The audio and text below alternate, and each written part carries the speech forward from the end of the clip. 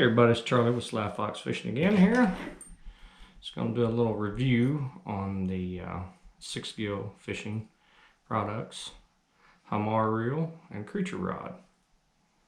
As you've seen just previously here before I started talking, give you a little look at the rod and the reel and one of the many lures I throw on the Creature rod.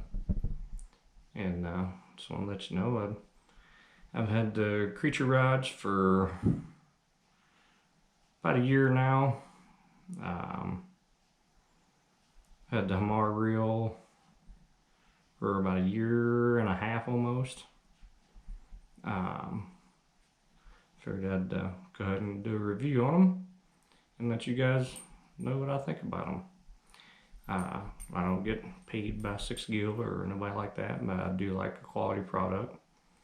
And that's why I use them, and figured I'd just let you guys know. The 6-gill Hamarr reel on the rod here. Oh, that thing's tight. I put them on there real tight. One thing I like about them, on the 6-gill rods, when you tighten down the reel, it stays tight. So you don't have to worry about it coming loose. The 6-gill reel here, the Hamarr. Got the adjustment here for the proprietary magnetic design. Got a little switch here that you pop down and give this an old twist. Oh, everything is just so cold. Nothing wants to move.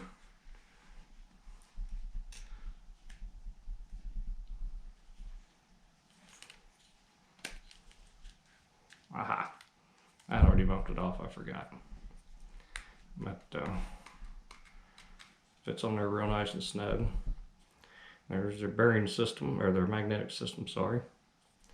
These here come with stainless steel bearings. I got a couple other reels that's coming that's going to have the 6-gill ceramic bearings in it. And I'm going to see how those work, and if I like them, I'll probably go ahead and get with 6-gill or somebody like that and get bearings to swap out the ceramics. And it's got a real nice large spool. These are like 200 size reels. You know, lightweight, everything. Like they're 6.9 ounces, I believe it is. I believe that's what I remember on the specs. I'll double check that, and if I'm wrong, I will put a little thing in the video there to let you know that I'm wrong. You know, I'm human just like anybody else. You know, I can mess up. And these go together real tight. I mean, they are very, very tight on their specs. Here it went. Knock that back on. This here is the 7.0 to 1 gear ratio. Oops, turned the right way there. And their 10-ball bearing system. It's got a real nice star drag. Got slight clicky noise to it. Some people think, oh, clicky means they're expensive. Well, it's an expensive reel, but not all expensive reels have the clicky drag. The spool tensioner knob, real nice and easy to get to. It has aluminum handles on it. Real nice reels. I mean, they're not loud. Yeah, they make a little bit of noise, but not much. But they're super smooth. I think they have them like 6.5 to 1 gear ratio, 7.0 and 8.0. Just all around good reel. You know, I've used all kinds of bait casters throughout my life of fishing. I started out with a little 40 or maybe even maybe it's $30 back when I was a kid for the Abu Garcia combo that you could buy at Walmart. I wanted to use my dad's bait casters he had. He had some old Abu Garcias, old brown reels, and I wanted to start using them. He said, "Oh no, you can go out and you can buy you one of the newer style ones. If you can learn to use it, then you can use mine." And so I was like, "Okay, Dad." You know, I went out and bought one, and I used it for about a year. You know, when I first got it, man, I spent some money on fishing line. Boy, oh boy, did I spend some money on fishing line trying to figure the things out. You know, I was like 12, 13 years old. You know, and had started out with cane poles, then went from a cane pole to a Zebco 202 reel, and then went up to, I think my first spinning reel was a Mitchell. And then from there, I went to a bait caster. And I just love them. Yeah, I mean, they're workhorses. You know, you take care of them, they'll take care of you. You keep them cleaned and maintenance on them. You know, keep the bearings oiled up, the level wind. You know, you're not gonna have a problem with them. The Hamarr, I think, it's either 18 or 22 pounds of drag in this little reel right here, which is phenomenal. I mean, they will wheel a horse in. I've caught some, you know, big catfish on them. My biggest bass on these has been probably a little over 5 pounds this past year. I had some bass that was, you know, 22, 23 inches that I caught. And when I caught the big ones like that, I didn't have my catch board with me to enter them into the Monster Bass Big Bass Championship they had going on. That's fine, you know. I would have liked to won that, but hey, that's fine. You know, it was fun to me just to get in it and see all the bass that were caught and people were putting in there, everything. So I enjoyed it. With the 8, I also have another one of these Hamarrs. I have the 8.0, and that one I caught a hybrid down at Kaiser Lake in Ohio. About an hour, 15-minute drive from me. Went down there one day for bass fishing. Wasn't even thinking, you know, about catching any hybrids or anything like that. But I ended up catching a hybrid striper. It was 4.16 pounds, I think, or 4.18 pounds, something like that. And that dude fought. I mean, he destroyed a spinnerbait. You know, I was casting down below the spillway of the lake there, and cast after cast after cast, nothing. I mean, just nothing. I was in a tight area. There was a bunch of stuff grown up, and it was all muddy and wet and raining. And so I decided, you know what, I'm going to take a couple more casts and I'm going to go home because I done got wet and everything, you know, and I had, like I said, over an hour drive home. So I cast it out, cast a little bit too hard, and went over this one log that was laying across the little river channel there. I'm like, okay, no worries. You know, 40-pound braid, I wasn't worried about it. So I brought the spinnerbait up over it, and just as the spinnerbait hit the water, he come out of the water. He's like, whoof, and grabbed it. Sucked it down, and I just set the hook. He went under the log, down into the river channel, and I was like, oh boy, he's probably gonna cut me off, break me off. You know, run the braid against that log, because I didn't know how abrasive it was, or slick, or anything. Top side of it had tree bark on it, so imagine the bottom side probably did too. But he was just pulling drag. I mean, and I don't lock my drag all the way down on him, you know, because I do want to fight the fish. I want to pull a little drag. And he was burning drag off of it. And he went down, he probably pulled 70, 80 feet of line. And I started winching on him and bringing him back, fighting him. And got him up there, and sure enough, there he was. You know, so them things, they fight pretty hard. Then other than that, I mean, like I said, using for catfish and bass, stuff like that, they're just phenomenal reel. Justin at 6 Gill says this reel is compatible to the DCs. Never used a DC reel, so I can't give my opinion on that. But I do know that you can really run your spool tension knob loose on these, and just play with the magnetic system on the side, and that's got plus and minus on it. But it's different than most. When you're up here, up the top, on the top side up here, that's your least amount of magnet, and as you turn it down, all the way down to here, that's your maximum on your magnet, right there. Most of the time I run it, just 2 or 3 clicks. Sometimes if I'm casting with the wind, I'll loosen that thing all the way up and just let it rip. If I'm casting in the wind, most of the time I'm gonna go right there in the center. I'll have it dialed right there in the center, going across. So, and rarely do I ever backlash. I do every now and then, I'm not perfect. I'll get in a hurry and I'll just whip it real hard, but bait casters are not made to be whipped. They're made to be cast smooth, you gotta be smooth like a gazelle, as they say.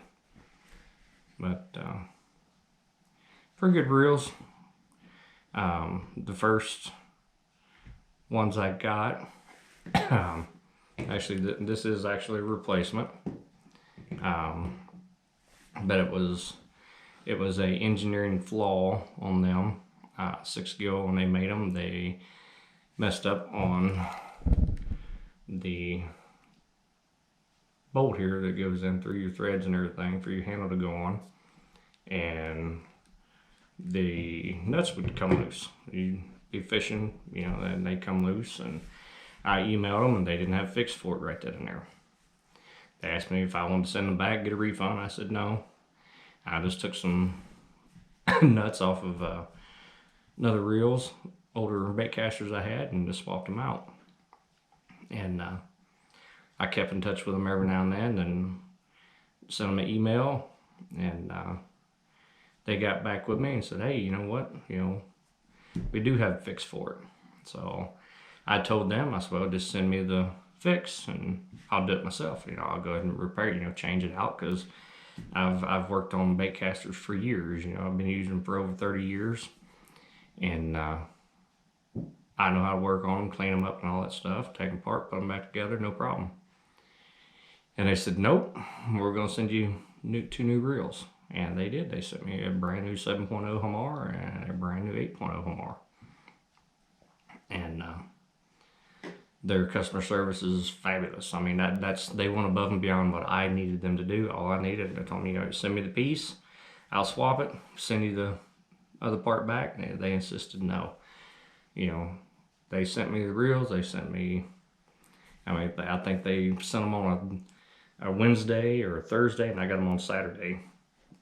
And I shipped the reels back on Monday. They paid for a return shipping label. Got the reels sent back to them, and it was great. You're not going to beat their customer service. They stand behind their product. And like I said, I kept in touch with them about if they had a fix for them yet, and once they get the fix for them, I'm sure anybody that had a problem, they swapped them a brand new reel. So I cannot complain there at all. So I tell you about the 6 Gill Creature rod. This is 7 foot medium heavy, and it's a fast action tip carbon rod. They use the Japanese Toray or whatever it's called, carbon. I think these are 24, 30-ton blend of it. It's got nice cork handles. Got the blank through there. It's got the split grip. You know, it's got some pretty blue on there. I know you Shimano guys really like that. Now there's a lot of guys 6 Gill that they use the Shimano SLX reels on these, you know, because they're diehard SLX Shimano guys and things like that. Which hey, I don't have a problem with that. The SLX makes good equipment, and you can see there, Creature. You know, I'll make that out with a crazy lighting, but 7-foot rod. It's got nice Fuji guides on it. You know, they have been real nice. You know, real. I mean, I think the rod is 4.7 ounces, I think. So extremely lightweight rod. You know, when you're out there fishing. Anybody knows that if you was younger and you had the old fiberglass rods are heavy. They take a beating, but they are heavy. They've really, you know, come a long ways in the past 30, even the past 10 years, maybe even 5 years.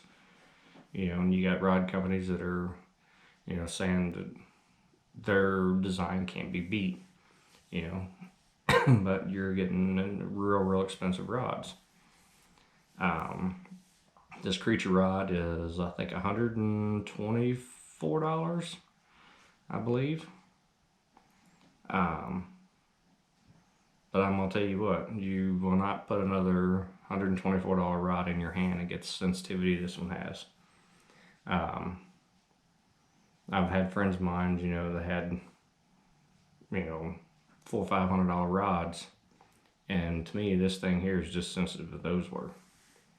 And you know, it's a real nice rod here. You know, it's like I said, it's got that fast tip on it. But this thing, it has one hell of a backbone. I mean, one place, you know, some of my videos you've seen, you know, where I fished 40-acre pond on the Miami-Erie Canal system. And that system down there in that area, and a lot of areas around the canal, people that fish it, you know, you might be 5-6 foot down to the water from the canal bank, you know, that they have the old trail path for pulling the old barges they pulled with mule, you know, teams of mules and horses and stuff. And I'll rip a 4-pound bass right up out of the water up onto the bank. I don't think nothing about it, you know.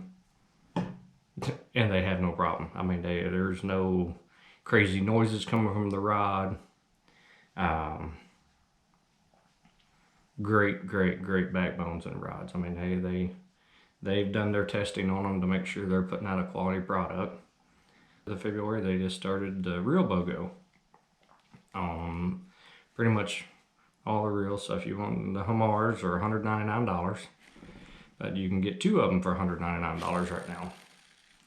And a lot of people say, well, that's, you know, they must have a bunch of cheap stuff because they run a lot of rod and reel BOGOs. Well, the thing is, they're not these huge manufacturer, you know, that have all these people giving them thousands and thousands of dollars a year, you know, to do research and all this stuff. You know, they're just a small company out of South Lake, Texas. And they do all kinds of stuff. I think I was reading earlier on their website, they've been doing a thing for autism anglers, for autism awareness. And so they did a spinning reel, a spinning rod, where you buy them, and there was so much money, you know, went to autism anglers, or autism awareness. Then they done a bait caster reel and rod. The reel that they used was the Hamarr reel, and beautiful. I mean, at the time I didn't have the extra money to get in on it, You know, they done them, I think the reels for $125 on a deposit program. On the Hamarr reel that was, you know, doing for the autism anglers, beautiful concept. I mean, it just all kinds of different colors. You know, if you see like on the Autism Anglers website, you know, the different colors they use and, you know, the puzzle pieces, you know, I thought it was real cool. I hope they do put them when the deposit program's over and they get everybody that ordered them. I hope they continue to make them. It's a great thing, you know, for autism. My 16-year-old son is autistic.